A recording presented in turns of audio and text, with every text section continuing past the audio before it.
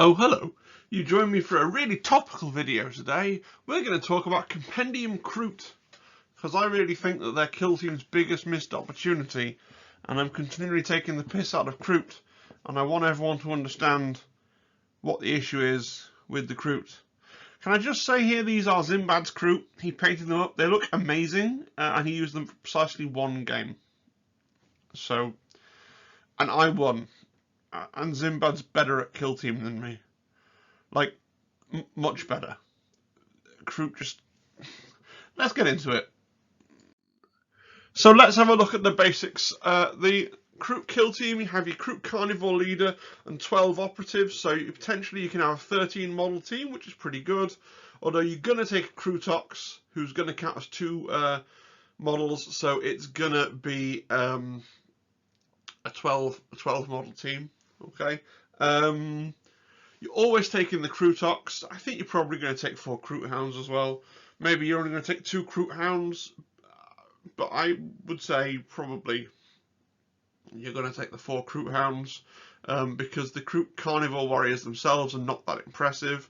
So I reckon you're taking your Carnivore, you're taking your Krootox, who counts for 2, you're taking your 4 Kroot Hounds, so then you've got 6 left, take 6 Kroot Carnivore Warriors.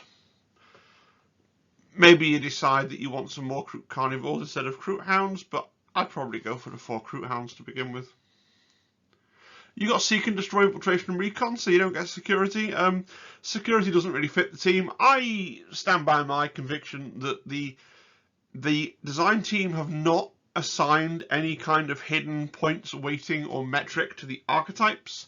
They have simply picked the ones that seem fluffy and relevant to put into the teams. So for those of you who don't have an idea about game design, I am assuming that most things have there's an internal points value that we don't see that's used to try and make things fair. I really don't believe that the archetypes are part of that calculation. They just are. Yeah, Kroot shouldn't have security because they're kind of stealthy, infiltratey recon guys, so they should have these things. It's fine, you know. So let's look at Kroot Carnivores. Kroot Carnivore has 8 wounds, a 6-up save, which is awful. Otherwise, he's everything you'd expect. The leader has an extra wound, as you would expect. He has a Kroot rifle. 4 shots hitting on 3s, 3 4s, right? Okay, and his rifle blades, 3 attacks hitting on 2s, 3 4s. That was for the sergeant. The warrior has 1 less BS and 1 less WS. Hitting on 4s is sad with the Kroot rifle. To be fair, it could be hitting on 3s, but no, hitting on 4s. Better in combat, I guess. Hitting. It's just nothing. There's nothing there, is there? There's nothing really to write home about them. They've got this Master of Camouflage ability, so you get a 4-up save when you're in cover. Imagine if that was a buff. Imagine if it was like a 3-up save in cover and a 5-up save most of the time, or, so they were really, really hard to kill when they're in cover. Or imagine if, you couldn't cancel their conceal when they were in cover, or they got to retain an extra, dice from cover. Something. In fact, there are teams that do all those things to represent the same thing, to represent camouflage. Kroot just have the worst camouflage rule. Why isn't it retain 2 dice when you're in cover? Like, that would be good.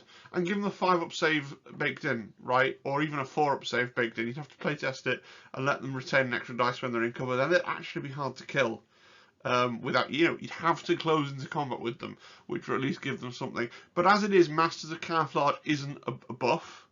You could just get that rule off their sheet and give them the 4-up save all the time, and it wouldn't make them broken.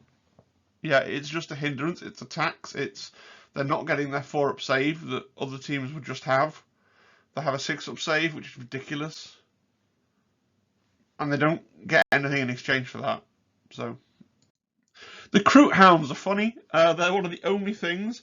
So often when I'm going through this list and I'm saying, yeah, no, its move is 3 circle, its APL is 2, its GA is 1, its def of 3, and we only really look at the save and the wounds in this stat block, right? Otherwise, we look to see if we're playing an APL 1 or an APL 2 or APL 3 team. But look, movement. It's a stat that never changes, and it's changed. We actually have something that's got a movement value other than 3 circle. It's got 4 circle. It's the fastest thing in kill team. It's amazing. So they can wallop forwards. They can charge 5 circle. That's amazing. And they're not bad in combat. You know, okay, 3-4 damage isn't great, but at least they're hitting on 3s, 4 dice, and they're rending. You're going to run them forward. You're going to try and get them in combat. You're going to try and use them to kind of unsettle your opponent, to chip some damage off them, to maybe kill them if they're a kind of a, you know, a 7 or 8 wound team. Try and get those 2 crits with rending. It's not impossible. You know, you're going to kill them on the charge, disrupt things, use those missiles. Obviously, they're not going to survive. They're going to go into combat. They're going to hopefully hope with rending for the 2 crits, right? You're going to hit them for 4. You're going to get hit back for probably 4 or 5, and you hit 4 again. You're going to hope to kill somebody, and then your half-dead Kroot Hound's going to wander around and try and do something useful. They can't perform mission actions, and they can't have equipment. They're just missiles. They're just going to go up the board and try and kill a guy, right? That's what they do. They're going to get, hopefully they can get the charge because they've got more range, and so if you need to put them, hide them in the first turn, and then at the second turn you're going to get the charge with them. That's how you use your Kroot Hounds. Just send them in front, like you know, that's thematic and cool, and I quite like Kroot Hounds. Yeah, Kroot Hounds. Obviously they could be better. They could be 3-5. That'd be cool, you know, or even better if they were 4-5, honestly, but that's maybe a bit much. It's the Krootox. He's pretty mandatory, to be fair. He is definitely, without a shadow of a doubt, your strongest fighter. Look at this, 16 wounds, that's epic, okay, and APL 3 as well. Let's go Krootox. Yeah, pretty mandatory. He's got his Kroot gun, 5-6 damage, 4 shots rending. It could be better. A P1 would go a long way. But in fairness, he's not just a shooting piece, he's also probably the best close combat monster in your army as well, with his Krootox fists. So I guess you put him near the back, you shoot away with your Kroot gun, and then when the enemy gets near you, you charge them anyway, and you go, ha ha ha, I'm 4-6 hitting on 3s, and I have brutal, so yeah. Even if you don't get the crits, you've got the wounds to soak 2 or 3 hits back, so you're going to kill anything that tries to charge you in combat because you're just going to outlive them, except perhaps the Ogryn from the Bloodied or a Custode, right? He's a big lad, so he can be hard to hide. Managed to, well, the one time I played this against Zimbad, I'm pretty sure I managed to kill his Krootox with shooting, because it's just really hard to get him into a place where he can shoot and he can't be shot back. But the Krootox is like almost there, you know, it's almost there. It really is. Right, the equipment. The equipment is a steaming pile of disappointment. The equipment is like the worst part of the entire list. So we're going to look first of all at the Kroot hunting rifle. 3 EP, okay. 4-4-3-3. It's heavy, it's silent, it does 1 mortal wound on a crit, so it's, you know, it's silent is its thing, but it's silent, and it's 3 with a mortal wound rather than 3-4.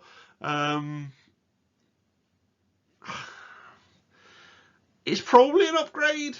It's because you've got the silent thing there, so you can stand at the back and be hidden and shoot with it and be in cover and getting your 4-up save. It's probably what I'm going to take, but it's all it is it's silent. Why does it have to be heavy? I've said here, why does it have to be silent? Like, silent's good. Why does it have to be heavy though? Why? What? You know, nobody feels that was too overpowered. Would that be overpowered with that heavy? I don't think so.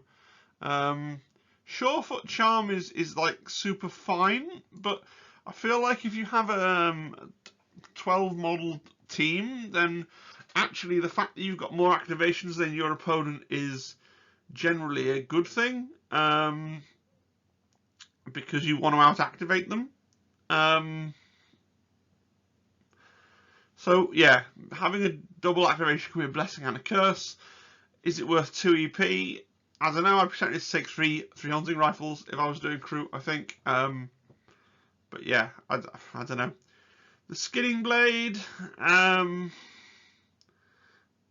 It's a skinning blade. I mean, it's a slightly better melee weapon. It's got 3/5 damage. You could take 5 of them, which, yeah, makes your Kroots more of a threat in combat, I guess. Maybe that's an option. I really, really don't like these two. The trophy pistol is just bad. It's the same attack as your regular gun, but it has a limited range, and if you do get close enough to use it, you gain a blast of 1. So if you enemy managed to really, really bunched up horde, but like really bunched because it's only a blast of 1 triangle, then it's not worth the 3 EP. And Bolus, let's look at this. Gives you the following action: select one enemy operative visible to him within red, and then roll 3d6, and then add the results together. And if it's higher than their wounds, subtract 1 from its APL. What? It wouldn't be broken if it was just a grenade that was like, yeah, you throw it at something within red and it loses an APL. Limited. Like, I guess it's not limited, is it? So they could do it every turn, so that's why it has to have the d6 thing. And you're probably going to beat their wounds characteristic on 3d6, but I just don't like it because of its rules texture. It's just, it's overwrought for what it does.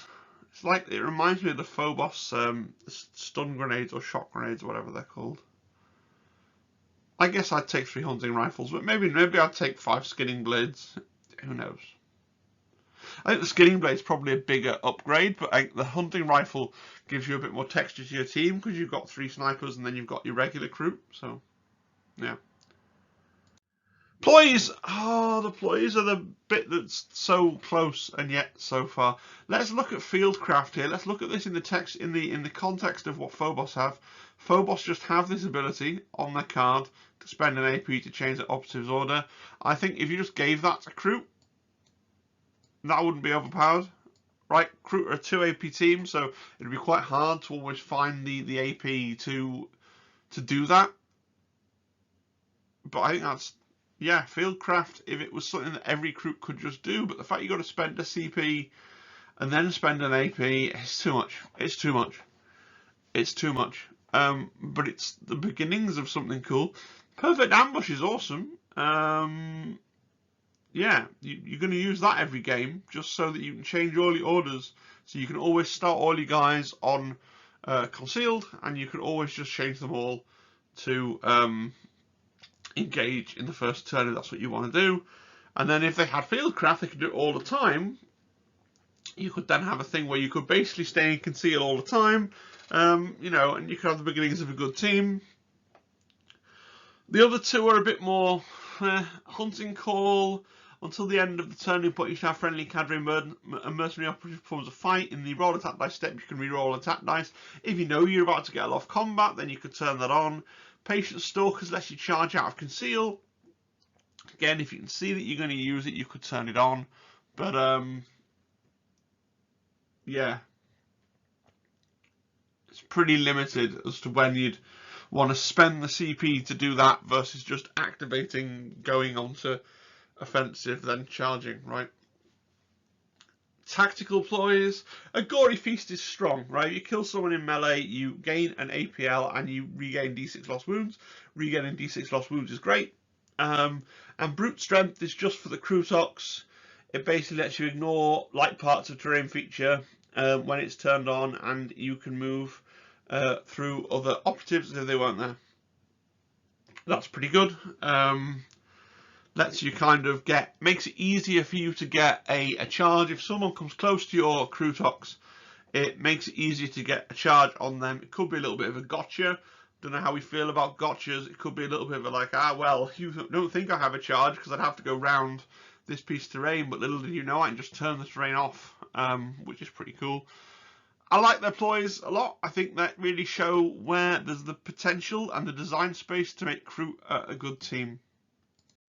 Final thoughts. So Kroot have a great design space and they could shape up to be a great team. They need that lift that becoming a bespoke team would get them in order to become good. I think they need to do something with their Masters of Camouflage ability. Right now it comes off as a debuff or attacks that they have to be in cover to get what I would consider to be a normal armor save for a team their size. You know, a 4-up save for a team their size with 2 APL. They have to be doing something extra to get that, otherwise they've got a laughable 6-up save, which is just going to make them drop like flies.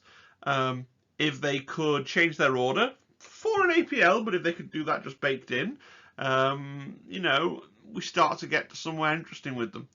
Kroot also kind of need a new kit. Paws look really nice, but remember, like the Kroot Hounds here are fine cast, so he's done a lot of work to get them looking that nice. The Krootox is fine cast, and the Kroot, you know, they do all look fairly similar and pretty static, that plastic Kroot Carnivores kit, so they really need a new kit. Basically, they should stop being cowards and put Kroot in a big box. If we're still even getting big boxes, they should put Kroot in a big box as a plastic kit, brand new, right? With all the stuff in you need to build what you see here, and then, you know, maybe some new specialists. You can't even tell which of these, and the Zimbad's painted, is going to be the Kroot's the carnivore leader, right? There's no bits, there's nothing to mark out a sergeant that I can see. You just have to remember, like, oh, he's the one with the blue hair or the pink hair or whatever it is. There's no extra little pieces to mark him out, which is kind of sad. So Kroot deserve a new kit. Kroot deserve to be a new plastic bespoke team. But the design space for Kroot, a kind of APL2 horde version of the Phobos, a sort of stealthy maneuver team with no real big AP weapons, but trying to do chip damage while keeping themselves stealthy and in cover. Like, I could see that. I think especially reviewing them after the Phobos have come out makes you kind of see where they could fit. But right now they're the worst team in Kill Team.